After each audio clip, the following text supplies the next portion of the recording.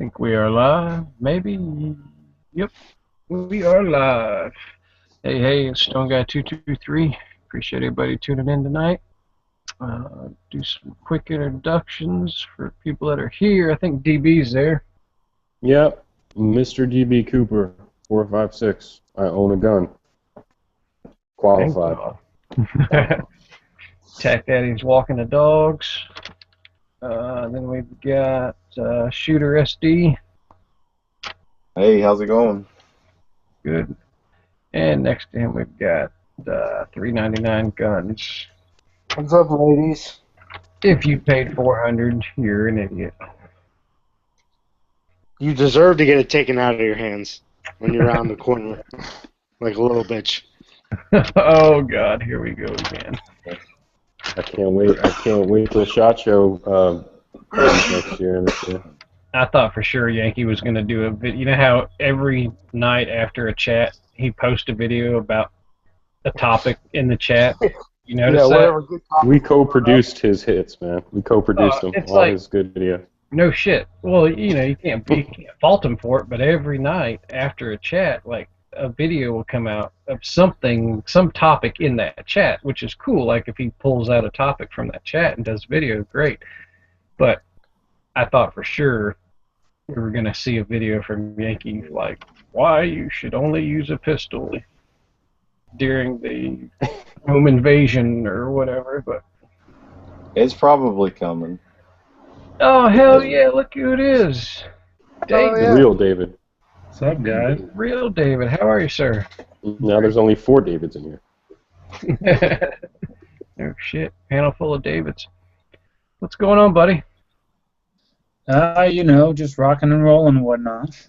Yeah, how are you? Good, sir. How are things in your world? How's the book?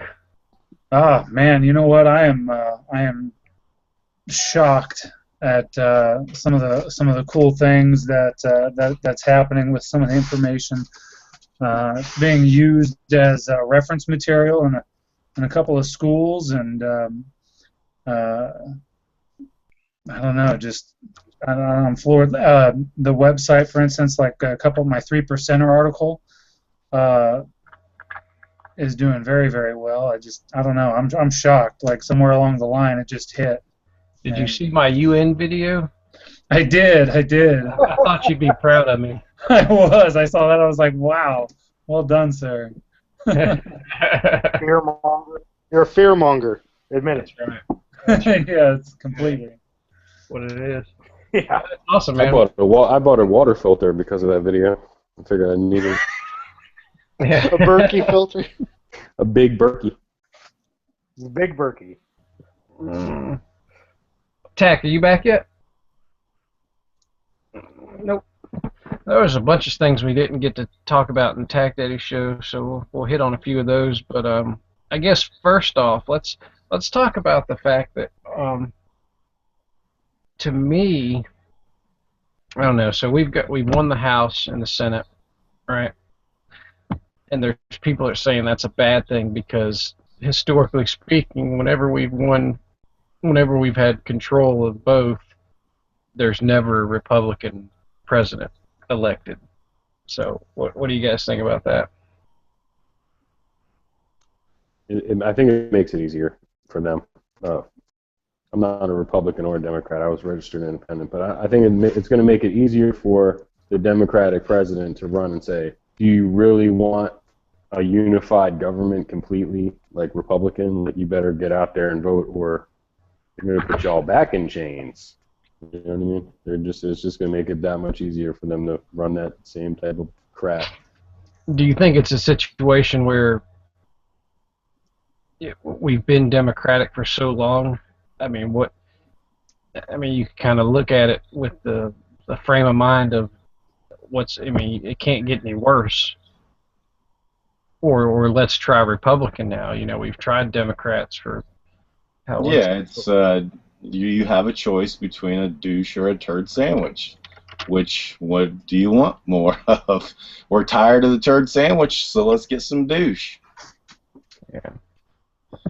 And realistically, I don't think it matters either way. I think they're all, in my opinion, most politicians are all self-fulfilling, people. Like they're really not for us. They're in there to No, absolutely. make a name for themselves, make some money, and you know. Well, So I was really hoping that the Libertarian or the Independent would have made a little better headway this round, because I know a lot of people personally that we have basically come to that conclusions, like voting for either one of these asshats, it just doesn't get you anywhere. You gotta, and it's basically throwing your vote away, just to basically, try to make it so maybe next time they're taking a little more serious. Like our governor race here in Florida, the Adrian Wiley guy, he was withheld from the debates. I mean, they actively, work together to keep that third option off the table, and that's what really irritated me about the whole thing. I had a conversation with a friend of mine from New York, right? Lifelong Democrat. He really couldn't stand what they did in New York, the guns, because he's definitely a gun guy. And he told me, I'm not going to go vote. I mean, what's the point? Like, Cuomo's going to win by like 20 points or something, and the Democrats are just going to, completely clean up here in New York. And I convinced him, like, after 10 minutes, like, dude, don't let them do that to you, because if you don't like what they did, at least get out there and vote Republican or whatever, even if your vote doesn't matter, and there's no way that it's going to win, like there's no way you're going to get rid of Cuomo, but at least don't let them use those numbers, like, we won with a mandate, we won by a landslide, and he went out and voted. I don't understand that mentality. I don't get it, and even to this day, there's just something about that really gets under my skin. If any one of us, for instance, let me just throw this out there. If any one of us were in a concentration camp, or we were, held captive or something, even in cuffs, I mean, it wouldn't even matter what the circumstance was. We would open up our mouths and say something. We would smart off to the cop. We would smart off to the guard. We would smart off to the guy across the fence. I mean, it wouldn't even matter what it is. I think as Americans, we raise our voice because we're stubborn asses, really, at the end of the day, and we really embrace the First Amendment, right? Well, a vote is nothing more than an expression of your opinion. And it always blows me away that, well, my vote doesn't matter. Well, sure it does. If you believe that, and I wrote about this, if you believe that Casper the Friendly Ghost is your candidate, you have the ability to write Casper the Friendly Ghost in on your ballot. I mean, it's your voice. In the grand scheme of things, is Casper going to be the president? No, but that doesn't matter. I mean, it's still very valid. And when you vote, you are putting down what you believe should be this or that or the other. So when you vote for the lesser of two evils, even though there's a third option, which is obviously going to be better, even if it is writing in yourself or whatever, you're expressing either, well, you're lying to yourself, you're lying to the community, you are still choosing evil. Where it's like you said, if people were to just vote the way that they know they should, we wouldn't even have this problem right now. I don't know. But at what percentage do you think that third party would be taken seriously? Well, I'll tell you what, the Libertarian Party is already being taken seriously. Several states already have Libertarian people in power. And it's just like how they rooted out the Whig Party. Sure, it starts to trickle, and then people are like, oh, wait a second, that guy's a Libertarian, he's in party, he's in power. Okay, well, why don't we vote for this other guy? Because here's this idea, or here's that idea, or what have you. I don't know about as far as percentages go, but I know that in a couple of states, because of the percentage of people who actually voted, like I know in Kansas, they had the third party running was Libertarian, and the amount of votes got him up on the board. And once again, it's about exposure, right? Some people are very confused about what libertarian is. I wish there was a different name for it, because some people hear libertarian and they think liberal, and then of course they're not happy with liberals because they're conservative. Go figure. But Well, isn't it funny how, I mean, and I don't know, I'm not that old, so I don't know if the terms existed back in the day, but but now there's kind of a merge of, like a liberal Democrat or a liberal Republican or a conservative Democrat. It seems that the distinctions are starting to merge within themselves to be able to, kind of straddle both sides of the fence. Where well, they can be I think like, you're absolutely right. I think you're absolutely right, and I think that's also on purpose.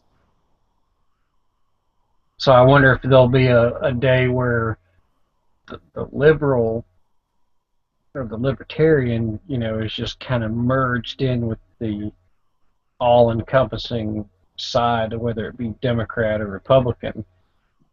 Well, I see where you're going with that. I would disagree. I would say that conservatives are starting to sway more towards libertarianism, but more and more we're starting to find that Democrat and Republican are very much the same.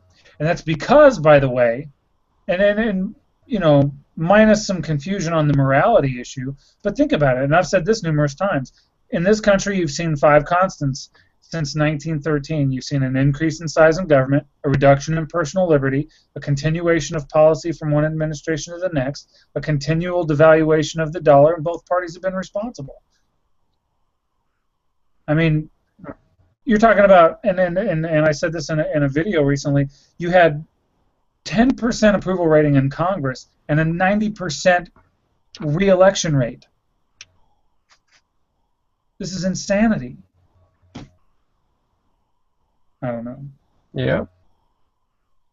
No, I agree with you there. I mean, the numbers don't jive. It's well, that's I commented on that video that I like those videos that you did, by the way. You're doing it wrong little series that you did. Those are all good. Thank you. But you were basically, it almost came out like you were kind of like dogging on just voters in general, when really it's that they both actively work together to keep a real third option away, or a fourth, fifth, whatever. They're locked together, and they refuse to let somebody else into the power structure, because they know then the lobbyists are going to be splitting that money 3 ways instead of 2. So they're like, oh yeah, that's going to take money out of my pocket if we let somebody else come in. Right. If we have 3 or 4, then that money that gets funneled towards them, gets split up, different ways. And you're right too, and a lot of people don't know that it's the Democrats and the Republicans who set the rules and the criteria for debates and things of that nature. It's really insanity that and by the way, that's why the Green Party or the Libertarian Party or whatever other parties they've got going on never get the exposure. But look at it this way: they can, for instance, the Republican Party can still railroad people within their own party. Look what they did to Dr. Paul. But this also should scare the ever-living crap out of most of us, because at the end of the day, what we're seeing is a complete and utter oppression of people outside of the existing power structure, which is very much not a republic, very much not a democracy, and very much what was it, Princeton, talking about how we live in an oligarchy.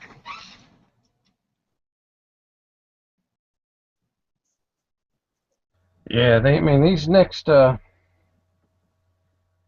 don't know, it's going to be interesting to see what. Well, we'll know right off the bat if they don't. How long have they paraded up and down about immigration and repealing Obamacare and all that, if that just gets swept under the rug, No, they'll never they're be not. able to appeal it because of the veto. So as long as he's president, he can veto almost anything they got going. So Yeah, but forget if about they make a big deal about putting stuff on his desk, at least they're. yeah. Yeah, He even said, that's like, I gonna be watched Obama yesterday. He even said if they come up with parts of reforming Obamacare, changing little parts of it, I'm not bothered by that so much. But you can forget about getting rid of it. It's too late. There's too many people who have already signed up. Even if it wasn't that many, I'm sure it's just it's a monster. You can't. Well, it'll be You can't interesting kill to that see monster. what they do in general, like what they, because I heard a statistic that he's only voted on two bills since he's been in office or something. Well, that he's thank let God. Yeah, go that's the through. problem. I watched one of those. As soon as they were getting their ass kicked the other night, I turned on MSNBC to watch them throw a temper tantrum, and some of those guys weren't even throwing temper tantrums. They were like, Harry Reid didn't pass. He didn't let anything go to the president. He protected the president like a defensive lineman, and the president's a quarterback. Like he never ever sent anything from the House up to the president to have to sign. So it was basically like all the stuff would stop with Harry Reid. And Well, they like I haven't said, passed a budget in 6 years. They didn't do anything, really. It was like Obamacare, and that was it. Yeah, so that'll be the telltale sign of what gets set in motion right now to start to facilitate the order or set up for the the upcoming presidential election. I mean, At least get him to veto stuff. we're only talking a year and a half really. So but then David might know. I have a bet going with a friend of mine. How It's gonna be long interesting. will it take for Iran to announce they have the nuclear bomb? Within the next 3 years, 4 years? What do you think?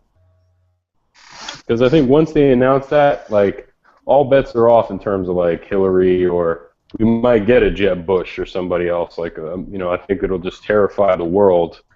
And then they can blame Obama for 8 years of letting it happen and stuff. You know what I mean? Well, it's very, yeah. Man, I'll tell you what. Now you're going down a very scary road right there. The Iranians already have nuclear capability. All they're working on is a delivery program. Now, their nuclear program has been signed, sealed, and delivered via the Russians. And for those of you who have read my book, I talk about the Russians and the Chinese and Iranians, et cetera, as far as the Big Five series go, looking at World War III, moving into it. Now, and I'm about to jam everything together, so I apologize. If you have questions, feel free to ask. The goal right now, for as far as our government goes, is to hyperinflate the debt. They have to. If they don't hyperinflate the debt at this point, then the monetary system's going to hyperinflate, and it's going to throw us into chaos anyway. Either way, we're really coming up to the end of this monetary road. Meanwhile, Russia's talking about banning the dollar, which would be devastating for the United States. At the same time, NATO's had to intercept Russian fighters almost every day for the last however many weeks, talking about cyber attacks, talking about physical war games, talking about having complete seizure of all Russian territory in the Arctic, et cetera, and this is, by the way, we've had to counter Russian fighters both on our west coast and over around the Middle East, et cetera. Yeah, I mean this situation is getting so big so fast. The media is not talking about it at all, and I'm floored. There's 2 or 3 media outlets that are talking about this. Washington Free Beacon is one of them, out of Washington State, because their National Guard is the one counting. But man, this thing is speeding up so fast. But now, how big is the? Huh? I was going to say real quick, when you said about Russia banning the U.S. dollar as being accepted for trade in their country, Mm-hmm. is that what you mean by that? Yeah, as any kind of currency. So, I mean, how big of an importer are they? I mean, you know what I'm saying? Like, how big of a? I don't know. When I think of Russia, I don't think of Russia being a very big importer of our products monetarily that would make a real significant impact. But I don't know. I'm not that well versed in that. Well, the dollar is currently the world reserve currency. And that's why we continue to go to war with places like Iraq, Iran, all these oil-producing nations, because their dollar is actually something called a petrodollar. It's not actually backed by physical silver or gold. But if Russia, and see, this is the irony of the situation, if Russia decides to ban the dollar, then these other nations who are currently being forced to utilize the dollar are then going to have a big brother to say, okay, well, we'll use your money, which is why Russia and China and everybody else is starting to talk about opening up their own, the BRICS banks, for instance, which would not be reliant on the dollar. It would be a competitor. This will devastate our monetary system substantially. And Russia, kind of like China, has multi-millionaire and billionaires whose wealth is wrapped up in, at least in part, in dollars. So if they ban the dollar, and of course they're not going to use that anymore, then all of this money gets flooded back into the United States. We have an overabundance. Hyperinflation. Now, of course, I'm not the only one saying that. Economists like John Williams and even Fabian Calvo's talking about this. I've been talking about it a lot lately. Talking about the cause and effect of the monetary system and Russia, et cetera, et cetera. So I don't know. I think it's definitely something to keep an eye on. Well, I was just talking about Iran because, like Kerry said, I think today he thinks that they'll have a deal by like the 21st, a nuclear peace plan with Iran. And then that'll buy them a few more years. But we're dealing with a 2016 election, and I just right. No, I just feel like I have a money bet. Like I bet $50 that I think Iran they'll be testing some sort of bomb eventually, like within the next 5 years. So I'm thinking, you doubt it? Yep. I don't want it to happen. So the person I have the bet with, he's like super, pro-Israel dude, reads the Times of Israel, like all this stuff, and he keeps saying like, watch, Netanyahu's going to stop them from getting it. Netanyahu's going to stop them from getting it. But like I think all the military experts are like, he can't do it alone. Netanyahu can't like go stop them from doing this by himself. Like Israel can't do it by themselves. Right, so, they're not. They're not. That's the thing. They're not. It's a worldwide cooperative organization working against them. If you look at Stuxnet and you look at the people who contributed to it, you look at the purpose behind it, that's only the public. That's only what's been released to the public. So if you don't think that there's active, people working against that reality, you're yeah, I mean, dude, like, remember when you'd hear about in the news, like, Iranian scientists died today in a car bomb? Like, who do you think was doing stuff like that? But, like, I guess they kind of calmed down while they were doing it. Seriously, are you familiar with Stuxnet? It was basically a virus designed exactly for the PLC controllers for the centrifuges that ran Iran, that were in Iran, and it was targeted exactly for them from worldwide organization, and it made their readings read normal while their centrifuges spun out of control. And there's no official number on how many centrifuges they damaged there, but we could have set them like that. Could have set them back years, right? Well, but there's a couple things you have to keep in mind here. First, Iran is a proxy of Russia, and their equipment right now is provided by the Russians, and that's why the Russians aren't going to allow that situation to occur, because there are actually Russians on site in Iran. Second of all, the United States is actually the one who started the program back in '57.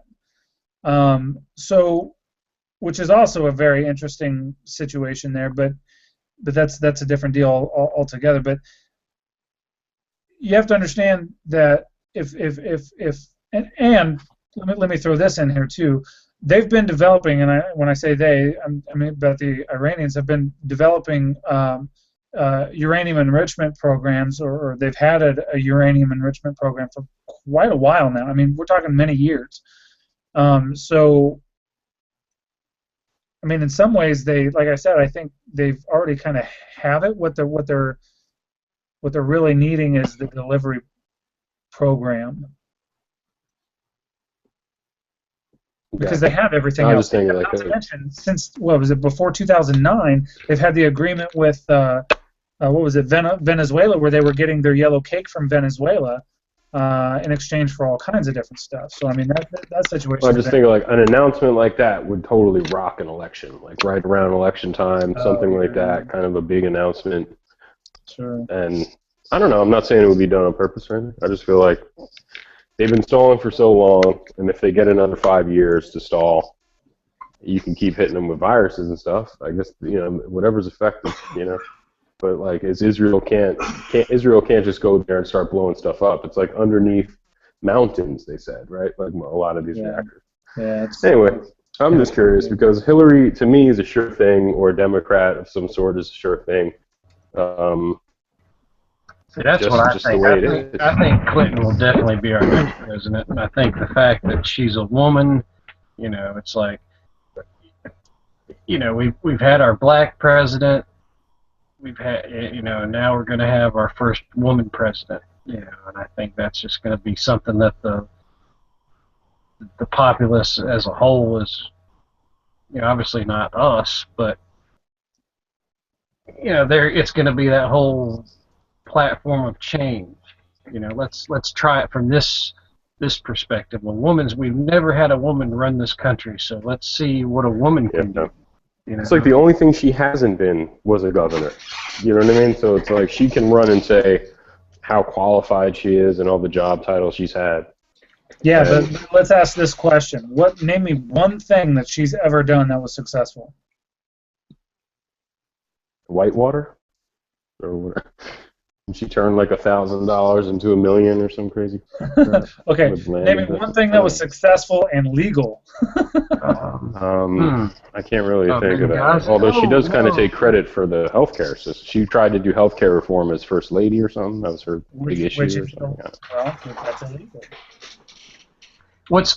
Speaking of illegal, what's amazing to me is why that bitch isn't in jail. Like, right? She's done more crooked shit than half the criminals in prison. And, that's. Well, and I agree with you guys too. I mean, there's going to be somebody within the oligarchic structure that ends up in there. I mean, be it Clinton or Bush or Michelle or. It's so dumb. I don't know. It's like my girlfriend. She can look at somebody and say that person can be president just by the way they look, and that's how it's been forever since television, right? I mean, like, it's just whoever wins is Hillary's like royalty, Jeb Bush sort of the same thing, but we're never gonna have a Ted Cruz because he looks like a real sleazy used car salesman or something. You know what I mean? Like Rand Paul, he doesn't look. Something to be said about looks. Like, okay, that person kind of looks like the president, could talk like the president or something, and a lot of these people who I like, I just feel like, you know what, they can never be president because there's nothing about them presidential. You know what I mean? Like, nothing. Isn't that what we need?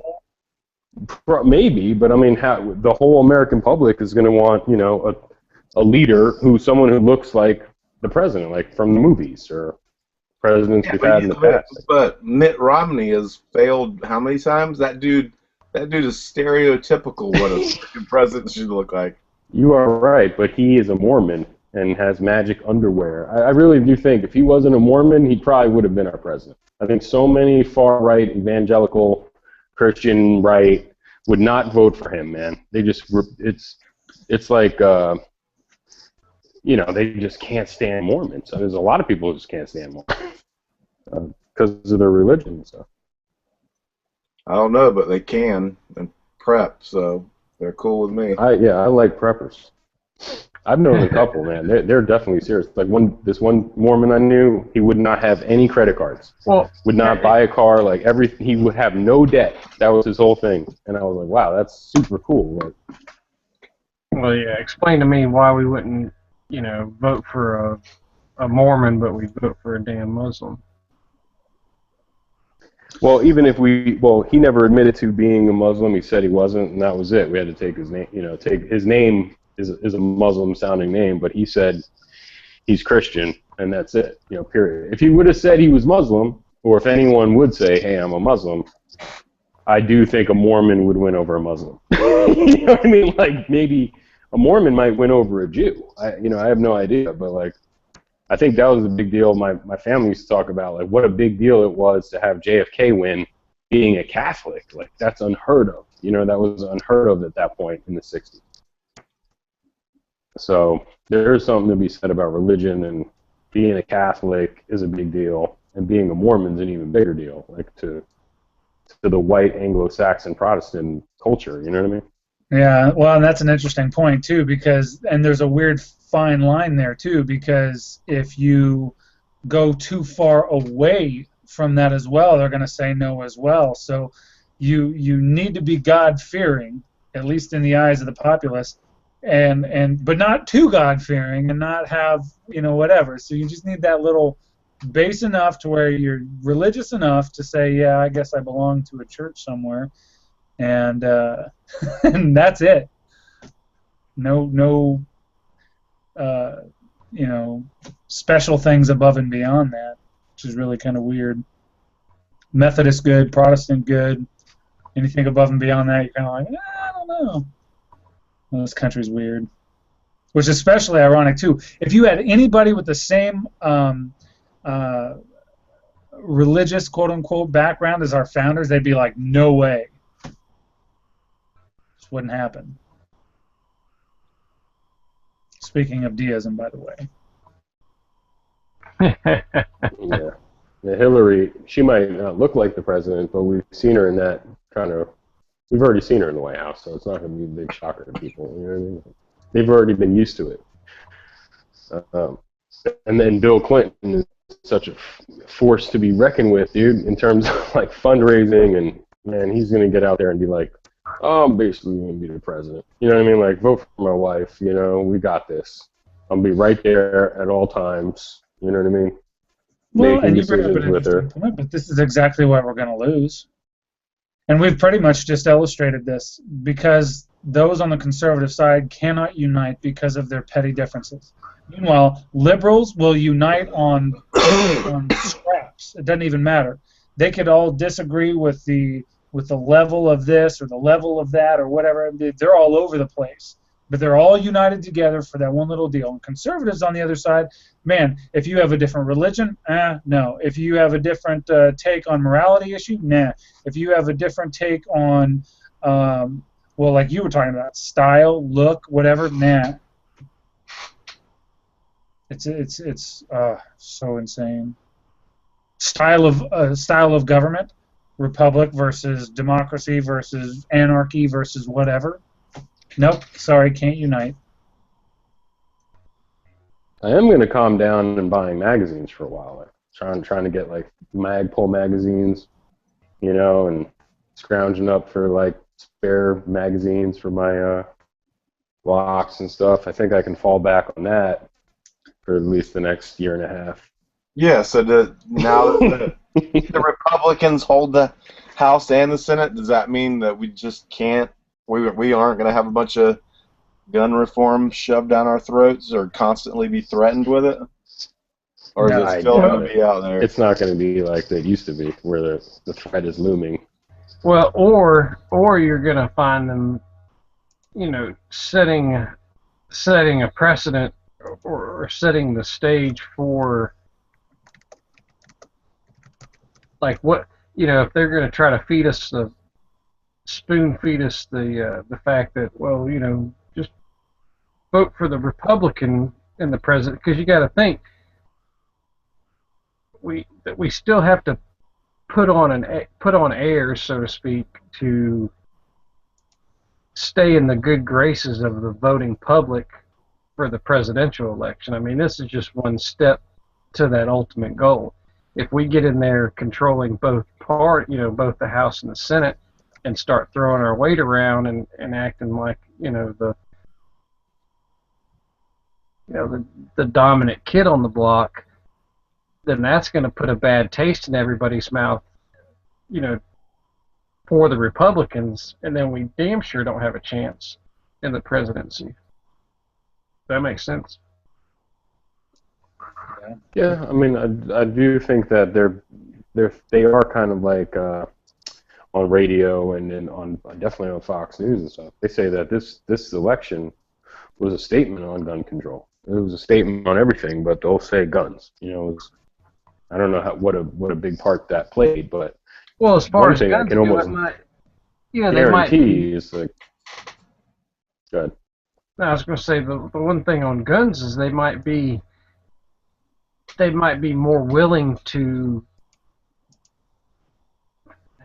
I don't know, kind of play both sides to show, maybe the people that would vote Democratic and never vote Republican, if they could appeal to kind of both sides of the coin and say, all right, well, even though we're Republican, we believe in this, and we're going to kind of side with you, and to an extent, it's all politics. It's all scratching each other's backs to get what they want. Well, I mean, Harry Reid said one of the main reasons he didn't bring up the Feinstein-Joe Manchin gun control bill from a couple of years ago was like he just knew it wasn't even going to pass. It wasn't even going to pass then when there was a Democratic Party majority. So like now, whoever's the leader of the Senate is going to be like, oh, what, man, this is just not going to pass. There's just not enough votes for it. There's definitely just not enough votes for anything like that to pass, like an assault weapons bill. Maybe if they started pushing for universal background checks and that was it, they could get something like that. But I don't know. One thing I can guarantee is they're not going to repeal the NFA. They're not going to do anything to promote, to push the line forward. You know what I mean? It's just going to be basically now a time for us as people who are like, hey, I'll buy a few Magpul mags every paycheck or whatever, just because I'm afraid their government's going to take them away from us one day. See, it's basically like now everyone just relaxes for the next couple of years. You know what I mean? And I hope they don't. I hope they don't, because everybody needs to remember that it was the Republicans who compromised gun rights away anyway, and there's over 1,000 gun control laws on the books today. And it's an unalienable right, which means it cannot be licensed, adjusted, altered, traded, or taken away, and people still allow this crap to continue. Here, I mean, there's the only reason we have to we have to fear gun control is because we're going to allow it to happen. Right. Well, think about Reagan. Reagan was a fucking Republican, and he got the '86 bill passed. Yeah, exactly. And Bush did the Bush ban. The Bush is 922R and all that stuff, right? That's what I'm saying. So it Bush Senior. And that's what I was trying to get across. It wouldn't be out of the realm of possibility for the Republicans to be like, yes, let's, as a sign of, an extension of the olive branch, let's get behind a gun control act or whatever the case may be, and then align ourselves with the Democratic mindset or Democratic agenda to a certain extent to bring on board a voting populace that would say, oh, well, hell, the Republicans aren't that bad. They voted for this, which is on our side. You know what I'm saying? To try to win over the hearts and minds of people that are eventually going to be voting for a presidency. See, the thing is now it's different. I think maybe 94 changed that because 94 was such a drastic step. But like in Kentucky, the Democratic person running for Senate, the girl, I forgot her name. Anyway, seemed like a nice girl, whatever. She was running against McConnell. And her whole campaign was like, I like guns. I disagree with the president about guns. Here's an ad with me shooting skeet and trap. And then she's like, Mitch McConnell, like, that's not how you hold a gun. And then she had a picture of him holding a musket at the NRA convention, like almost like a spear or something. And she's like, this is how you hold a gun. And then she was straight up eyes and ears on a trap, like shooting trap. And she's the Democratic candidate. I think guns do play a huge part now in the little, what do they call them, hot button issues. So it's not like back in '86, like or in 80, you know what I mean? Like, I don't know, back then, I mean, I think just the assault weapons bill in '94 really just stepped it up. Like, it was like, okay, that's what you guys want. And then Bill Clinton to this day says that it was a mistake, and that's why he lost the House that year to Gingrich and stuff, was directly because of the bill. And I think he said that like a couple years ago at a fundraiser. He was like, "Don't go for the guns. You're going to make a huge mistake. If you do this again, you're just going to get slaughtered, because they just associate you with taking away their guns. So just enough already. You know what I mean? It is an integral part of the deal, and that's firearms are a part of our culture and always have been and always should be. And the end of the day, we have to remember the point of the Second Amendment is to protect our unalienable rights. But once again, we compromise on the Second Amendment. There's not a single right in the Bill of Rights that's not currently under attack. Not a single one. And we allow it to occur. We compromise our rights away for the betterment of the people, which is asinine because not a single positive thing has come from compromising a single unalienable right. Not one. But we allow it. That's the part I don't get. Everybody talks, see, that's what pisses me off. That's why I don't like Republicans. Republicans are the ones who have compromised it away. Well, compromise is good. No, it's not. No, it's not at all. There's not a single right in the Bill of Rights that's not currently under attack. And that's probably the one thing that frustrates me about conservatives in general is they all talk about how badass they are and da-da-da-da-da. Well, if we're so badass, why are all our rights being taken away? Rights that aren't supposed to be able to be taken away, licensed, adjusted, or traded. That doesn't make any sense to me. Oh, yeah, we're real tough, guys. It's so dumb. It's so dumb. I don't know. I'm livid, obviously, and I apologize. I'm also partially cynical when it comes to this situation, but... Yeah, I think I just want gun manufacturers to do what they did in 2012, where, like, Ruger, I think, was one of them, Smith & Wesson, you'd go on their website, and there was a banner, and it was like, click on this link, and we're gonna write an entire letter for you. Yeah, we're gonna have your name and address. You basically just put your name and address in, and then it had every single politician on the planet. You could click on their name to declick it, like if you could unselect them so that they wouldn't even get a letter. But if you didn't, it just mass shot a letter out. I got responses, like politicians sending me letters from Ruger's site.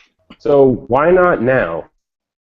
Why not a push now from the manufacturers? Like, okay, just like when we were under attack. Instead, now we're on the attack. Like, let's start doing it. Like, what do they call them? Form letters, Right. And massive campaigns to, like, let's push the ball forward to the court. I don't know. Well, and it's a good idea, but you're talking about trying to unite everybody again and trying to get them to do something. And that's the problem with conservatives is they don't want to get off their ass and do anything. There was a few years ago I started a website that was literally, it was political activist in a box. You got a pocket constitution, you got a T-shirt, you got 5 letters, 5 envelopes. The only thing it didn't come with was obviously stamps and your signature. But all you had to do was sign it and send it, right? And it was, you couldn't even get people to do that. And the irony was, and this is the kicker, they were free. Wasn't asking anybody to buy a damn thing, and it was free, and you still couldn't get people to do it. Well, I don't know, I just, might have to read the letter and, spend 40 cents on a stamp. Just like, really? What the hell is wrong with people?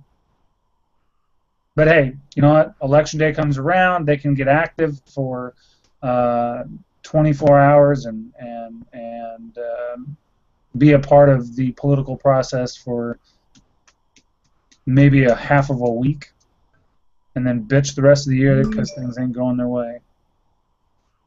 Wow, I am bitter today, huh? I apologize. My bad. You need to get into reloading, man. Have you done your own reloading? It seems like it's the new thing. It's a new Yeah. trend. That's funny. Yeah, I apologize for Calm shooters down, man. You're into guns, just get a reloading kit. Start making your own primers, making your own gunpowder.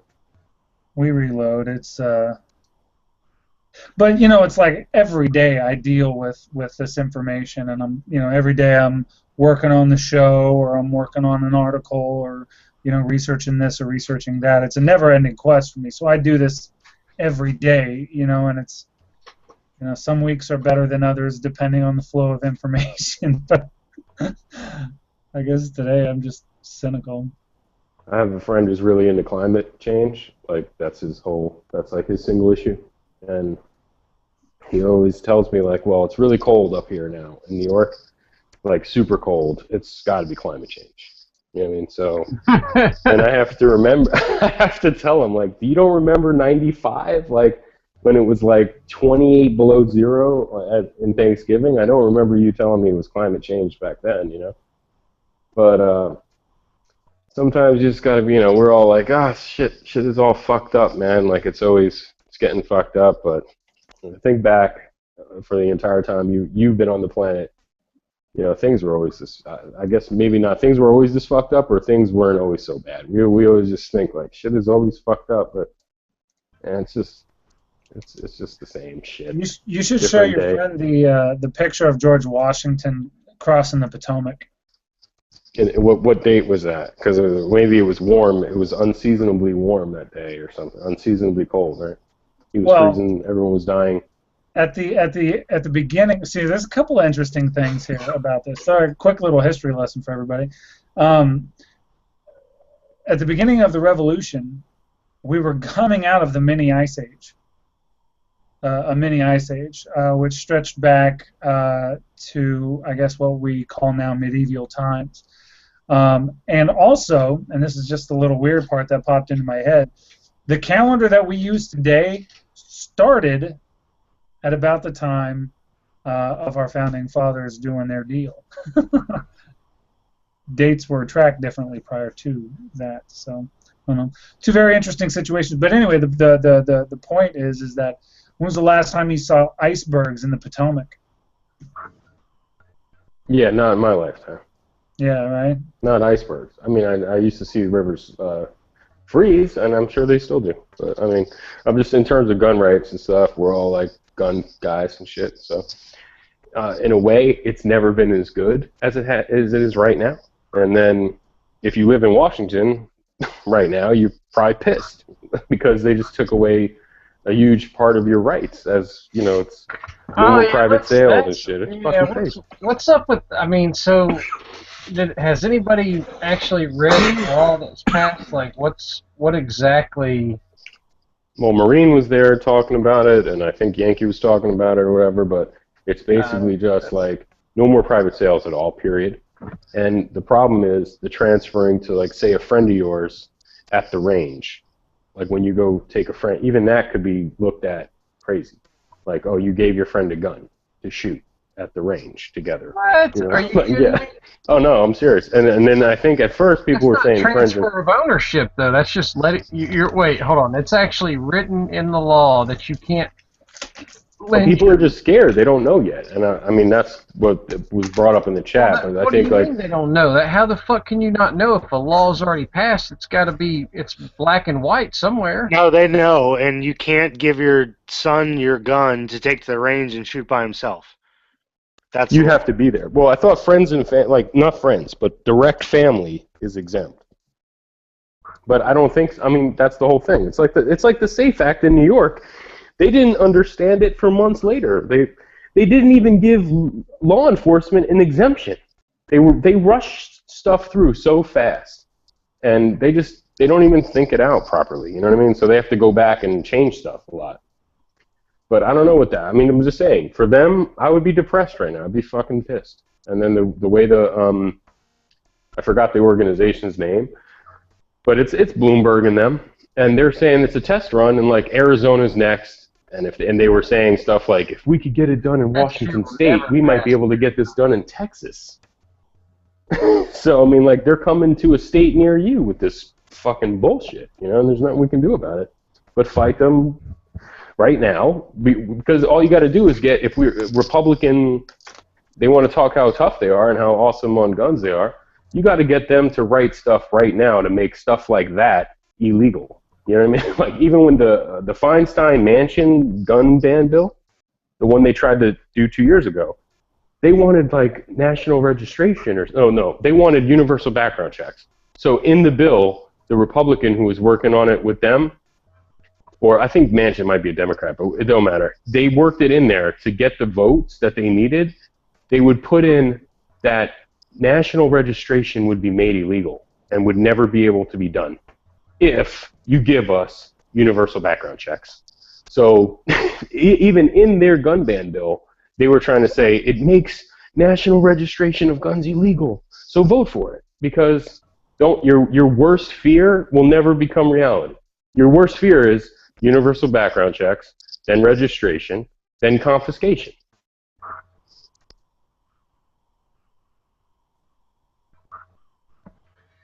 That's just messed up. I just So I mean, just saying, like, just make sure that if you live in a state like that has a complete rule, like majority of Republican rule, start writing your politicians and calling right now, and I'm saying, like, we don't want them coming here with that, like And what tell they them did to in put it Washington in the State. state constitution, not just pass a law. Make a state constitutional amendment to make it illegal to pass such things. It has to be in the state constitution, which, by the way, is why the federal government can't go into Washington or Colorado and start shutting down their marijuana stuff, because those were constitutional amendments, and it's now covered under the 10th, because it says in the 10th that if it's not directly talked about in the federal constitution and it's not illegal to it by the states, it's left to the people or the state respectively.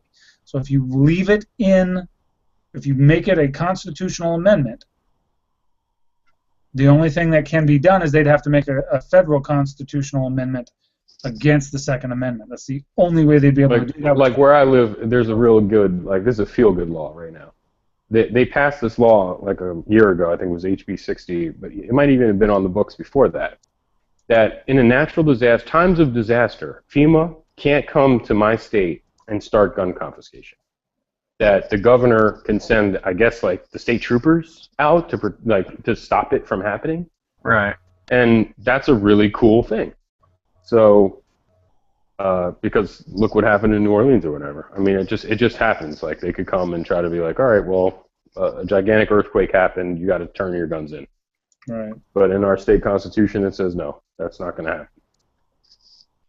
So that's awesome. So they could do it on a state level. Just say, hey, no universal background checks, never, not here. Right, and see, the cool thing about that is that if the feds do try to come in and try to do that, then the governor is then compelled to call up the militia and National Guard to defend the state against the invading oppressor, because then at that point there's a separation between state and federal, and of course that becomes dicey, and then of course you end up in a situation very similar to the 1800s, but no, I mean, that's why it's so important to have it a part of the state constitution. And if surrounding states can jump on board too and do similar things, strategically speaking, you're better off. So yeah, good point.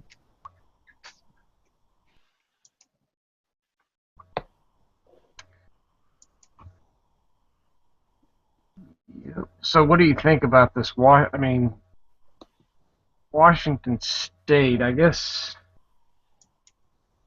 Are they a red state? Part of it. I don't know. To me, because see, Washington didn't have any crazy gun laws previous to this, though, right? Yeah, I mean they had some. I don't think there was like a.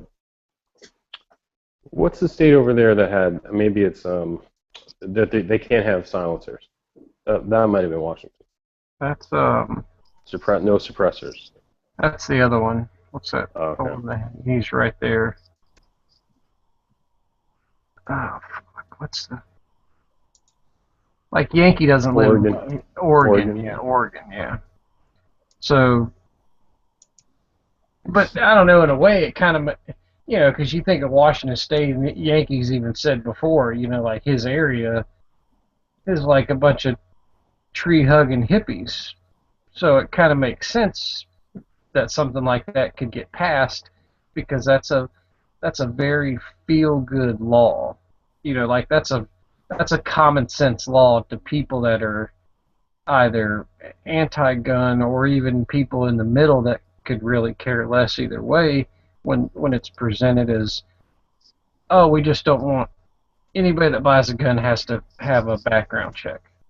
Well, Yeah, I mean, that's something that, like, even Wayne LaPierre back in the day was for. well, yeah, if He you changed take his it mind. on face value, that makes complete sense. Like, sure, that makes sense. Why wouldn't you want someone to have a background check that's about to buy a firearm? Sure, I'll vote for that. So I can easily see how something like that can get passed, especially in a state that's, like you said, kind of that tree-hugging hippie mentality of, peace, love, and, don't shoot your neighbor.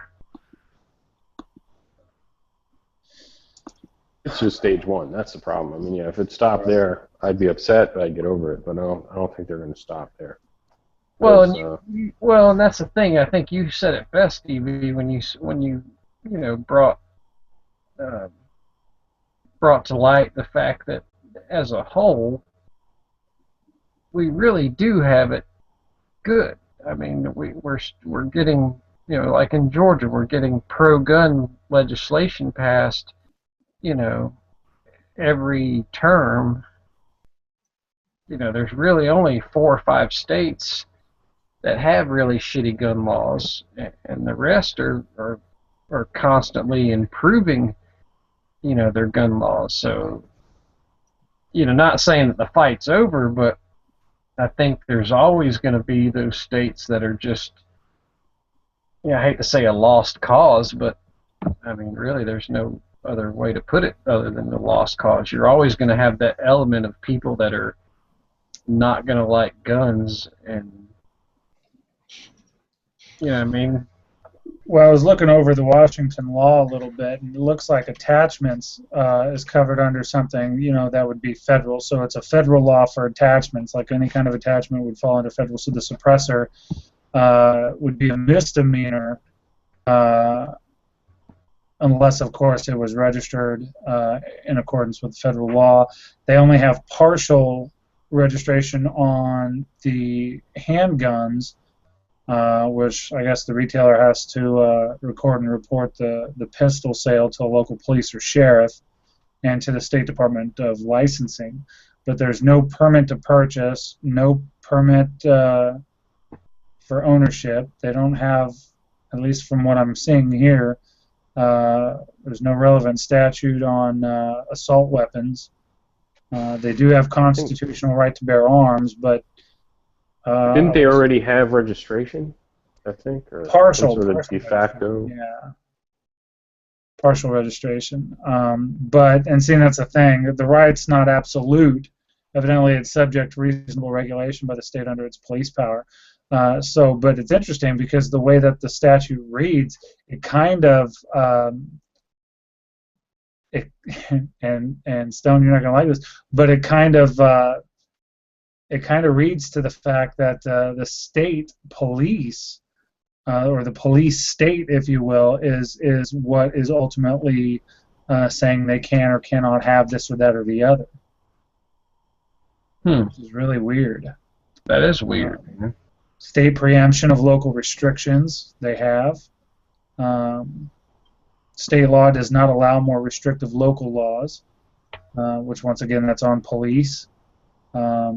NFA weapons restrictions, peaceable, well, I guess they don't have peaceable journey laws, and castle doctrine is not defined.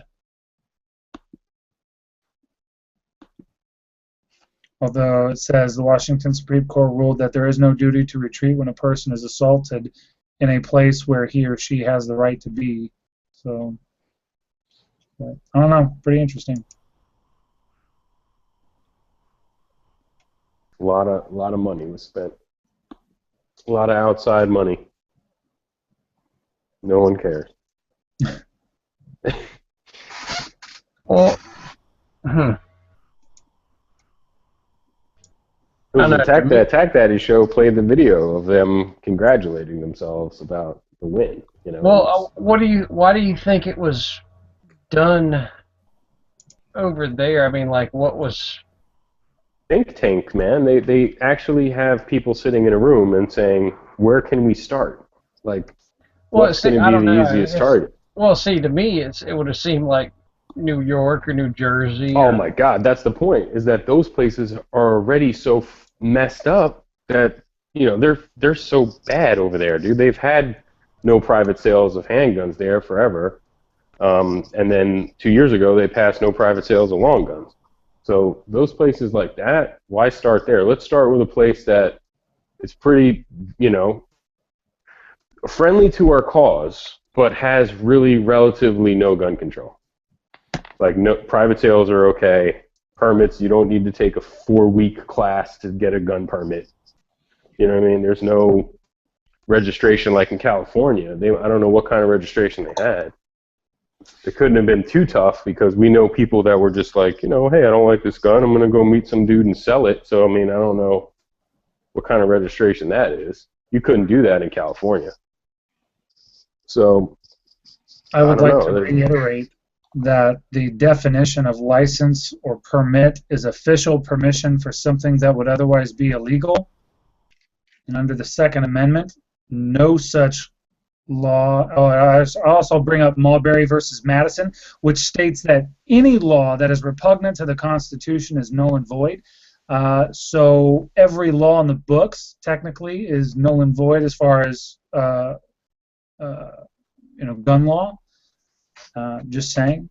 Well, I mean, we talk about this stuff too in these chats. It's like they recognize the right for you to own a gun. They don't recognize the right for you to carry the gun, concealed or open. I guess doesn't really matter. But to them, the right to bear arms, just to the Supreme Court, it just means that you can own them, but you have no right to carry them around. That's not true. That's not what the word bear means. So whatever. Well, that's why I talk about, like, back in the 90s, they didn't even say that. That's the whole point. Like, back in the 90s, the argument was it doesn't even apply to you. It applies to a militia. You remember all the Clinton crap back then and the Feinstein crap back then? So, but the word bear, see, and this is the problem. This is why public school, by the way, has failed America, because nobody no longer speaks in definition. The term bear, by definitions, means of a person to carry. That's what bear means. So, and the entire argument, once again, is repugnant to the Constitution. By definition of the word, every word in the people say, well, there needs to be restrictions on guns. There are restrictions on guns. It's written into the Second Amendment. No, it's not. No, all right. There is if you read the words and you know the definitions of the word. It's what you can carry. Because people talk about, oh, well, then you can own tanks, right? No, that's not what the Constitution says. The Second Amendment says that the right to keep and bear arms shall not be infringed. So you can keep your firearms, you can carry your firearms, and that can't be infringed. If you can't carry it or keep it on your property, you can't have it. Or it's left to the state to tell you whether or not you can have it or not. Kind of like back in the War of 1812, where people were encouraged to own cannons, and pirates were hired because nobody could afford them. I mean, this is insanity, why people can't figure this out, and why nobody's standing up against it. Once again, the Supreme Court is the one that said that anything that's repugnant to the Constitution's void. Well, that's why it was such a win, was it D.C. Heller? It was such a win for them to recognize that it does apply to us. It applies to everybody. And it doesn't apply to the well-regulated militia or whatever. That's what the 90s argument was. So I'm glad it switched. That really helped everybody out, because now they have to admit it. Oh, you have the right to have a gun, but buy a shotgun, like, like that kind of crap. Here, And they can do that all they want, but I want to say this for the benefit of the people watching, because I know that you guys, preaching to the choir on this, but I just want to vocalize this before I freak out. You can't have a militia without private citizenry. You can't do it. By definition, militias are not state-funded, which means that the citizenry have to bring their own uniforms and their own weapons, by definition. So, if it is for the militia, that's fine. But the militia, once again, is formed by the citizenry, so the citizenry have to be armed adequately with military-style weapons in order to form the militia, because, once again, we're not supposed to have standing armies, but everybody seems to forget about that one. But we're supposed to be able to formulate a militia when necessary to defend the county, state, and nation in that order. Just saying. Okay. I yield. I just needed to say that. Now, I just want to quote one of my favorite television pundits. I don't know his name, but said, "If you have to carry a gun, you're already dead." I think it was on Bill Maher. If you have to carry a gun with you every day, you are already dead. So, why? You know what I mean? That's the kind of argument I deal with. Friends and family saying stuff like that. I got family members that'll say, "I'd rather be killed than to have a firearm in my house," and they mean it. I mean, they're dead set on that mentality. So, excellent. That's great. That's a weird argument.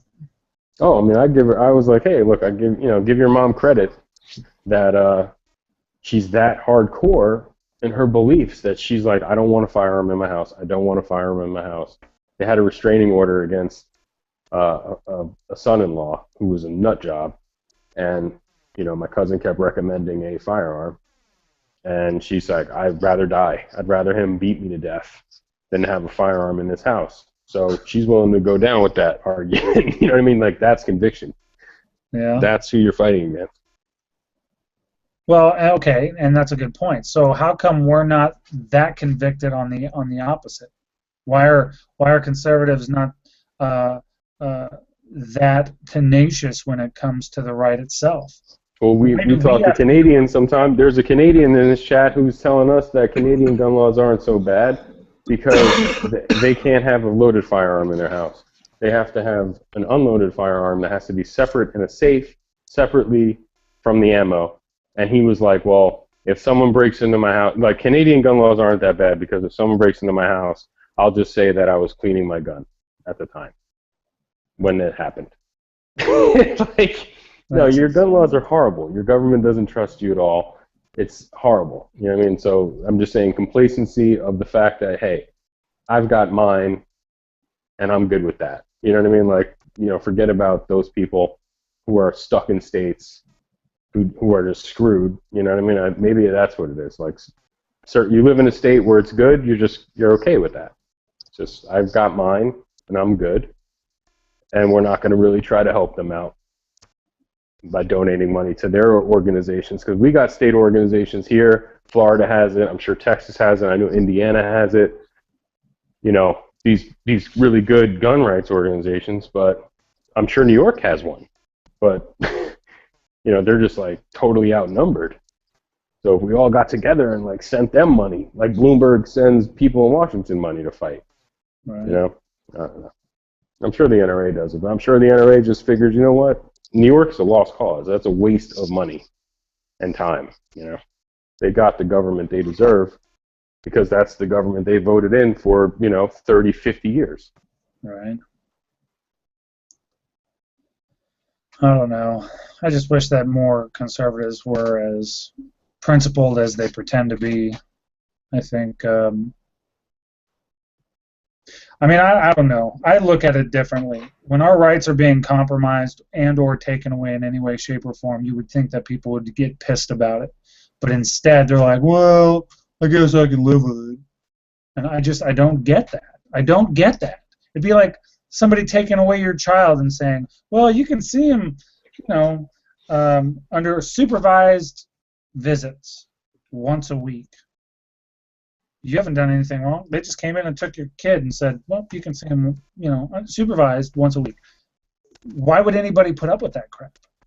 So while I was in this chat, the NRA just sent me an email, and I swear to God, they just sent me this email. I could win this truck. You give it way too much money because you get more fucking. They just sent me this thing. I don't get near the shit that you get from them. They just Oh, sent me. man. Anyway, there you go. And on that note, now I'm getting sleepy, and we've had a good chat. So I think before it goes downhill, I'm gonna cut it off here and maybe go over to gun channels. I'm sure someone will be doing an after chat, after chat. But I appreciate everybody tuning in tonight. That was a great conversation. David, glad you jumped on, man. Good to see you again. Good to see you. So anyway, guys, again, thanks for tuning in and sticking with us, and we will see you next time.